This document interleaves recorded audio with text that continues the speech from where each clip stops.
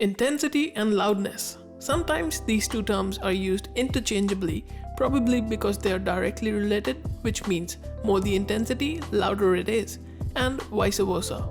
But when we take into account the technology we use to mix music, it is really easy to control how loud something is in relation to something else.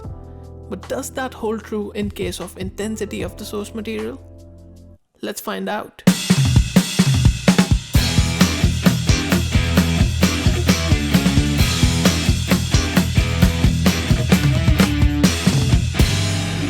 Hey friend, this is Lakshay Kukreja, also known as Lux from Lux Audio, and this video is brought to you by Cyan Music.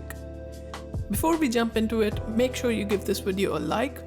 If you're new to the channel, make sure you hit the subscribe button and ring the notification bell so you never miss a single missing tutorial. Huh? And ring the notification bell so you never miss a single missing tutorial. Ring the notification bell so you never miss a single mixing tutorial. I got it that time. Anyway, let's get straight into Pro Tools and have a listen to these two different snare hits. As you can see and hear, the first hit is a ghost note and the second one is an accented note. Now these two are at different intensities and therefore at different volumes or loudness levels. But now, let's normalize both of them to the same level. Now they are at equal peak levels, but do they sound the same? Let's have a listen.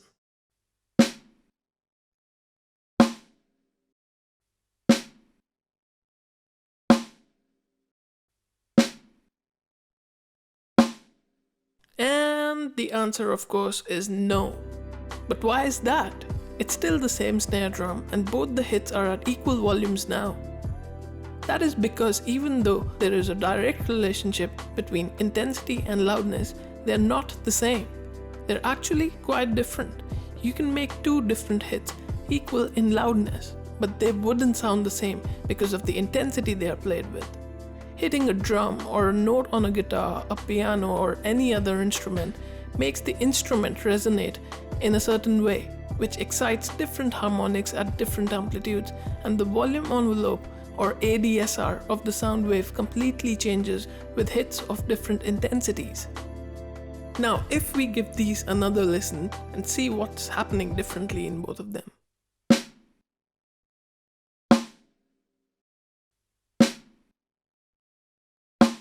The first thing that's really obvious is the frequency content. In the ghost note, there's more of the high frequencies that are coming from the rattling of the snare wires, whereas the accented hit has a more balanced and well-rounded timbre. The second thing that is quite obvious is the difference in the ADSR of both the sounds. The ghost note has much slower attack when compared to the accented note, which makes it sound weak and flaccid, whereas the accented note sounds nice and snappy. Okay, where am I going with this and how can we utilize this knowledge in our productions? It all begins with the source, that is, the recording, or more so, the performance. I've seen so many amateur drummers recording a metal song and hitting the snare drum with such insufficient intensity and then expecting it to sound massive. We have to understand that we cannot just push the volume fader up to make things hit harder. That has to be done within the performance. And it works the other way around as well. We cannot play something with hard intensity and expect it to sound less intense when we turn the fader down. So in a sense, this intensity versus loudness lesson reminds us of the importance of dynamics in our performance as a musician, and that we cannot just fix bad performance in the mix. So the next time you go and record yourself or another musician, keep these things in mind and be sure to utilize the knowledge of this concept during the initial stages of your production so that you don't struggle in the later stages.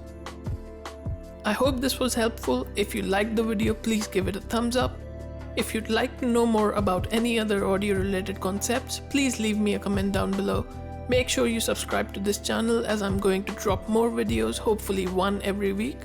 I'm also posting interesting text posts on @CyanMusic on Instagram, so go and follow us there. And once again, thanks for watching. Catch ya next time.